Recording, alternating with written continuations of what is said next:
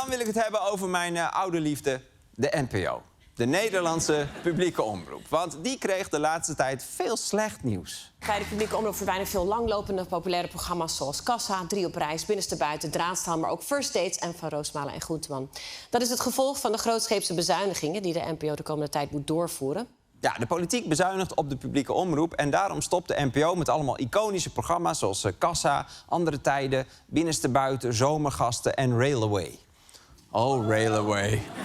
Ja, dat is toch fantastisch? Dat is gewoon een camera op een trein en dan lekker door Europa toeren. De afleveringen van Nederland zijn trouwens wat minder leuk... want dan staat de trein de hele aflevering stil op station Zwolle. Maar verder een heel leuk programma. Jullie hebben gelijk. Maar overal moet nu worden bezuinigd. Bij het journaal, bij Nieuwsuur. En ik las ook nog dit. EO stopt vanwege bezuinigingen met alle fictie. Wow. De EO gaat God wegbezuinigen. Oké. Maar bij de NPO is het dus een en al ellende. En ik zelf ben daar al een tijdje weg. En ja, kijk, normaal is het natuurlijk heerlijk als het slecht gaat met je ex. Ja, toch? Dat is toch echt... Oh, is ze aan de crack? Oh. Verkeerde knopje. Oh, is ze aan de crack? Wat vervelend! Dat is normaal natuurlijk. Maar wat er nu met de NPO gebeurt, doet wel echt pijn. Ik wil gewoon dat Nederland een goede publieke omroep heeft. Het is een belangrijke nieuwsbron. Het is een plek voor verdieping, voor cultuur, voor kinderprogramma's... voor de meest fantastische documentaires zoals Wakker in Paraguay... Fortuin on-Hollands of die mooie series over China van onze eigen Tex. Kijktip. En tuurlijk, Tex. Lekker bezig, Tex. En tuurlijk, Winter vol Liefde is ook schitterend. Hè? En van de Hanslers steek je ook echt een heleboel op. Maar het is toch ook fijn om daarnaast nog een goede publieke omroep te hebben. Dus ik wil niet dat de programma's verdwijnen. Maar ik snap natuurlijk wel dat er moet worden bezuinigd. Hè, we moeten ook ziekenhuizen hebben en afweergeschut. En nog meer ziekenhuizen als dat afweergeschut het niet doet. Dus ja, wie gaat dat oplossen? Nou, ik. Er is namelijk een manier om een goede NPO te hebben... met al die leuke programma's, maar voor minder geld. En ik weet zeker, er gaan een paar mensen heel boos op me worden... misschien wel een paar miljoen, zit ik te denken. Maar als de rookwolken zijn opgetrokken... hebben we een schitterend medialandschap met een fantastische NPO... maar dan voor veel minder geld. Ik ga je dat allemaal uitleggen. Ik doe mijn jasje uit. Het is tijd voor...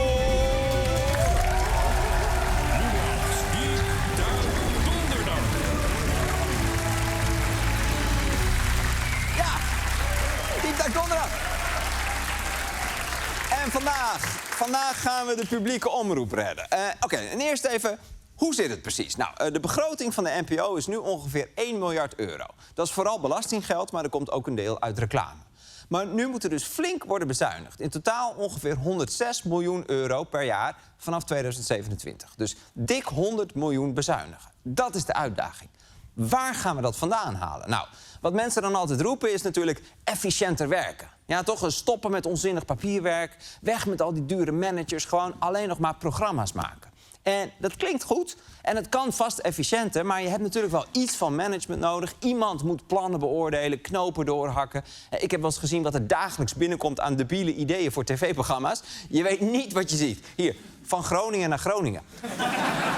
Over Thomas van Groningen, die ergens in het land wordt gedropt... en op zoek moet naar Groningen. Of een dierenquiz, eend tegen honden. Die eend gaat er sowieso aan, maar je blijft kijken. Of Bed and Breakfast met Bert Visser, die langs gaat bij B&B's. Je kunt natuurlijk niet al die malle ideeën gaan uitvoeren.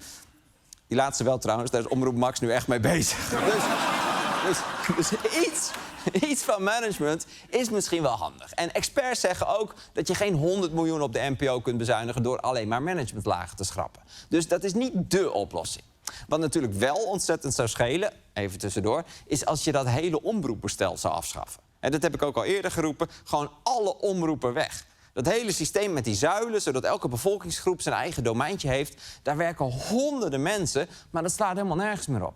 Het is al lang niet meer zo dat een katholiek alleen maar vlees koopt bij de katholieke slager. Of dat een VARA-kijker alleen koffie drinkt bij mensen die ook links hebben gestemd. Ook omdat je dan bijna nergens meer koffie kunt drinken.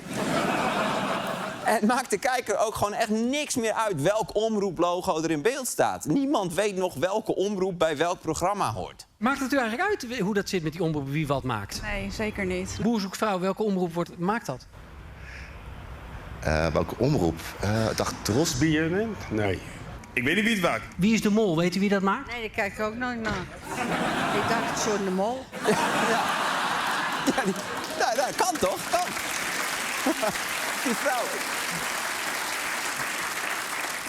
Die vrouw die zat thuis op de bank van... Wie is de mol? Ja, John. Ja, ja. Wat is dit voor een raar programma? Dus ja, we kunnen prima zonder die omroepen. De politiek vindt het ook. Soort van. Die wil nu dat ze gaan fuseren tot 4 grote omroephuizen.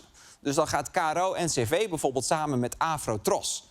En dan krijg je dus de katholieke radioomroep... Nederlandse Christelijke Radiovereniging... Algemene Vereniging Radio-Omroep Televisie... en Radio-Omroep Stichting. Lijkt mij heel grappig, maar het voelt ook een beetje als een onnodige tussenstap... voor een toch al stervend systeem. En voorlopig zitten we nog wel tussen, dus nog wel met die gekke tussenlaag. Dus ook dit is niet dé oplossing voor de vraag van 100 miljoen. Wat dan wel? Nou, dat zal ik je vertellen. We gaan alle sjaaltjes van Jeroen Pauw verkopen. Nee, zoveel geld hebben we nou ook weer niet nodig. Nee. Mijn plan heeft te maken met sport. Want naast nieuws, verdieping en cultuur... zendt de publieke omroep ook heel veel sport uit. En sport is fucking duur. De baas van NOS Sport, Xander van der Wulp, kreeg laatst de vraag... hoeveel dat eigenlijk allemaal kost. Je hebt ook een budget, denk ik, van iets van 100 miljoen of zo? Nee, 45. Of 45. Met wat rechtenbudget erin. Precies. En een ander deel ligt nog bij Jurre. Een ander deel ligt nog bij Jurre. Hoezo ligt dat bij Jurre? En wie de fuck is Jurre? Oké, rustig. Ik ga dat allemaal uitleggen. Eerst even die 45 miljoen van Xander. Wie de fuck is Xander? Dat is deze meneer. Rustig. Dat is deze guy. Die 45 miljoen, dat gaat onder andere naar de sportredactie. Daar werken zo'n 200 mensen. De NOS heeft bijvoorbeeld 8 sportpresentatoren in vaste dienst... 9 sportverslaggevers en 22 sportcommentatoren. Even ter vergelijking, het NOS-journaal heeft 1 correspondent voor heel Zuid-Amerika. Dus als de pleuris uitbreekt in Ecuador... wordt er verslag gedaan vanuit Rio de Janeiro. Maar als het spannend wordt bij de curling tussen Canada en Zweden... zitten ze er met 25 man bovenop. Maar goed, NOS Sport krijgt dus 45 miljoen. Maar dat is dus nog niet alles, want er is dan ook nog het deel dat bij Jurre ligt. En Jurre, dat is Jurre Bosman, en die gaat bij de NPO over de uitzendrechten. Want om de Olympische Spelen te mogen uitzenden... of de Eredivisie of het WK voetbal... moet de NOS geld betalen aan de organisatie. Bijvoorbeeld aan de FIFA. En met dat geld kan Gianni Infantino dan weer mooie gouden spulletjes kopen voor Donald Trump. En die uitzendrechten, die zijn niet goedkoop. Dat is nog duurder dan de hele sportredactie en de studio en alles bij elkaar. En als je het allemaal bij elkaar optelt... dan geeft de NOS per jaar gemiddeld zo'n 107 miljoen euro uit aan sport. Dat is veel geld. En ook veel meer dan de NOS uitgeeft aan journalistiek. En het is ook meer dan het bedrag dat de NPO moet bezuinigen. Dus dat is de oplossing.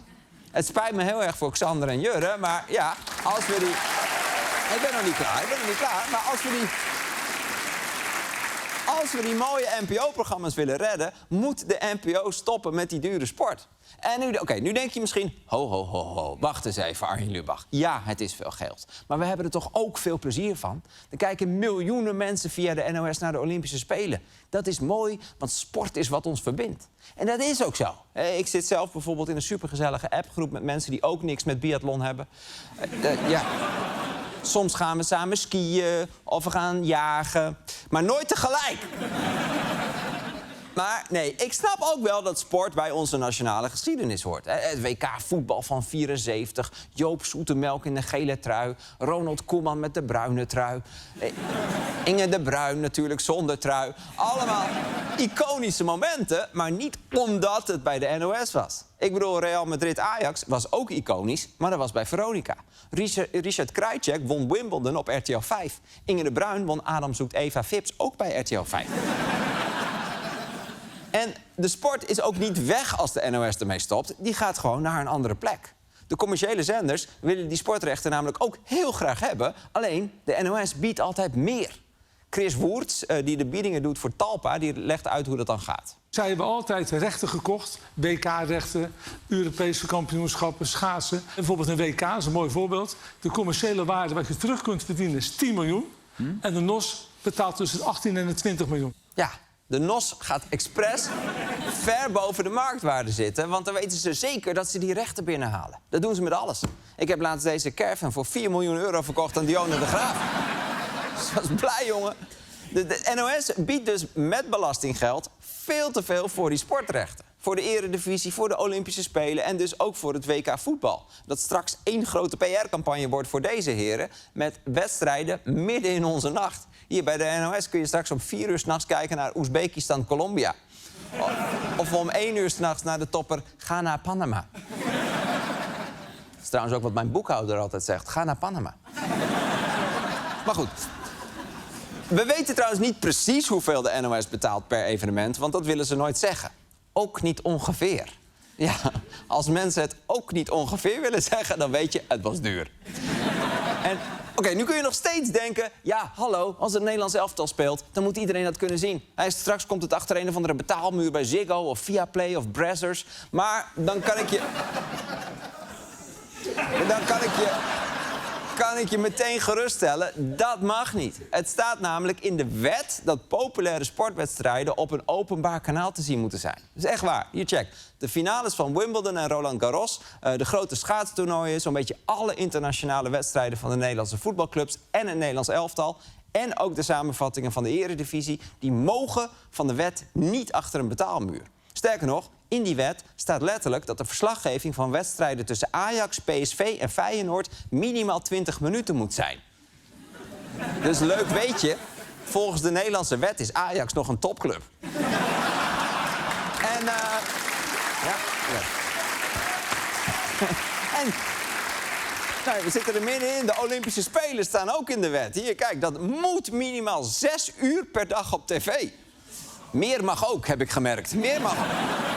Hoe dan ook, populaire sport verdwijnt dus echt niet ineens van tv... als de NOS ermee stopt. Ja, nee, maar dan krijg ik de hele tijd reclames. Ja, maar dat is bij de NOS ook. Dat zie je nu bij de winterspelen. Steeds maar reclame. Maar bij het EK voetbal is het pas echt insane. Die uitzendingen die beginnen zo. Dit NOS-programma wordt mede mogelijk gemaakt door Lidl. Ja, nou dan komt de voorbeschouwing, afgesloten met dit bericht. Mede mogelijk gemaakt door Lidl. Ja, nou dan een zo lang mogelijk reclameblok, eindigend hiermee. Alipay Plus en Booking.com. Ja, en ik heb lopen tellen, rondom 1 wedstrijd, op de NPO dus... waren er 76 reclames te zien. Of eigenlijk 77 als je de analyses van Rafael van der Vaart beschouwt... als reclame voor keelpastilles. Ik vind echt waar, vandaag goed zitten kijken. Dus... Hier. Dus nee, ook de NPO knalt gewoon reclames rond de sport. En ik snap het wel. Ze verdienen er een deel van die kosten mee terug. Maar het argument ik haat reclames is dus geen goede reden... om de sport bij de NPO te houden. En even voor de duidelijkheid. Het is niet dat ik de sport naar RTL wil halen. Liever niet zelfs. Wat mij betreft mag het allemaal naar SBS 6 of naar 24 Kitchen. Lekker doen, maar maakt niet uit. Maar het hoeft dus niet van belastinggeld. Het kan gewoon ergens anders. Alleen bij NOS Sport zien ze dat nog niet helemaal voor zich. Als je bij ons het voetballen door het jaar heen... en het schaatsen door het jaar heen weghaalt... dan snij je meteen allerlei specialisten weg... die door het jaar heen bezig zijn met die sport. Dat doen ze dan niet meer. Wie moeten we dan gaan inhuren bij die evenementen? Ja, niemand, want je zendt het niet uit. Als alle boeven naar België gaan, wat moet de Nederlandse politie dan doen? Oké, maar echt hoor, het maakt geen reet uit waar je die sport allemaal kijkt. Want bijvoorbeeld de Olympische Spelen nu, bij de NOS... dat wordt tegelijkertijd ook uitgezonden op een commerciële zender, namelijk Eurosport. En dan denk je, ja, dat vind ik toch niet hetzelfde. De NOS is beter. Maar het zijn dezelfde wedstrijdbeelden. Het is echt niet dat Femke Kok op Eurosport ineens 4e werd. Femke Kok, fantastische tijd. Femke Kok wordt Olympisch kampioen. Het kan niet anders. Hier staat 36-49. Ik zie weinig verschil. En dan zeg je, ja, nee, maar de NOS heeft al die specialisten in huis. Hè? Die analyses, dat maakt ze uniek. Nou, ze hebben in elk geval de meeste mensen. Wauw. Van alle Nederlanders die ooit zo hard mogelijk een rondje hebben geschaatst... staat gewoon 80% aan deze tafel. En die andere 20%, die staat bij Eurosport. En dan kun je zeggen, ja, meer is beter. Dat maakt de NOS zo goed. Maar de conclusies zijn echt niet heel verschillend, hoor. Je moet hard starten. Ze moeten hard weg. Gewoon een optelsom van 3 individuen. De optelsom van de individuen. Dus we dachten echt, nou... Ik had echt zoiets van, nou... Heel spannend. Ontzettend spannend. Ja. Hij maakt er niet uit. En dan zeg je, ja, nee, maar de interviews met die schaatsers, die zijn heel anders. Daarvoor heb ik de NOS nodig. Oh ja? Wat vond jij hiervan? Ah, dat is niet goed. Wat maak je zelf van deze race? Dat het gewoon niet goed genoeg was. En hoe kan dat? Ja, spanning misschien. Hoe verklaar je dat? Misschien spanning. Nou, het is eigenlijk gewoon onmogelijk. Nou, dat is onmogelijk. Echt ontzettend kwalijk dat ik binnen een half uur weer aan de start moet staan. Het is belachelijk dat ik binnen een half uur aan de start moet staan. Ik heb echt geen idee. Ja, geen idee, joh. Ik voel me een beetje lam geslagen. Ik voel me ook een beetje lam geslagen. Ik heb ook gewoon geen medaille. Dus dat is wel heel zuur. Ik heb nu geen medaille en dat is wel heel zuur. De race was niet perfect. De race was niet perfect, maar ja. Ik heb er geen woorden voor. Ik vind het echt niet normaal. Ik heb er eigenlijk geen woorden voor. Ik vind het echt niet normaal. Er lag zoveel druk op. Toen dacht ik, oké, even rustig aan. Toen dacht ik, oké, even rustig aan. Toen kwam nog even de Koreaanse binnendoor. Toen kwam nog heel even de Koreaanse ook binnendoor. Maar ik had zoveel snelheid dat ik hem weer terug kon pakken. Maar ja, ik had zoveel snelheid dat ik die weer terug kon pakken. 1.77 is gewoon niet slecht. 1.77 is gewoon voor mij geen slechte tijd. En dat Jenning en Stolt hier als Femke en Jutta over die baan vliegen. Ja, ik zei net al tegen je collega, die gingen als Femke en Jutta over de baan. Ja, nee, dat zei je inderdaad al, ja. Dat zei je al. Oké. De NPO moet kappen met dure sport. We verliezen er niks door, maar we houden wel geld over voor andere mooie programma's. En ik snap ook wel, zonder die sporten zijn er ook minder reclameinkomsten. Dus misschien weer geen 100 miljoen mee, maar wel veel. Bovendien heeft de NOS dan eindelijk weer tijd voor kleine sporten. Die hebben het echt nodig. Maak gewoon een kleine sportenjournaal. Met een klein bordje op schoot. En een klein kuiltje voor de jus. Klein sportverslaggevertje hebben wij ook. Werkt fantastisch. Wat is het? Het is echt een win-win situatie. Sportfans kunnen nog steeds hun wedstrijden kijken en we krijgen een goedkopere NPO die meer geld overhoudt voor goede programma's. Ik zeg kassa. En tot zover! Lubach's Deep Down Donderdag. En dit was de show. Afleveringen zijn terug te kijken op Videoland. Fragmenten op YouTube. Dit was Lubach. Ik was Arjen. Veel plezier met je weekend. En we zien elkaar maandag.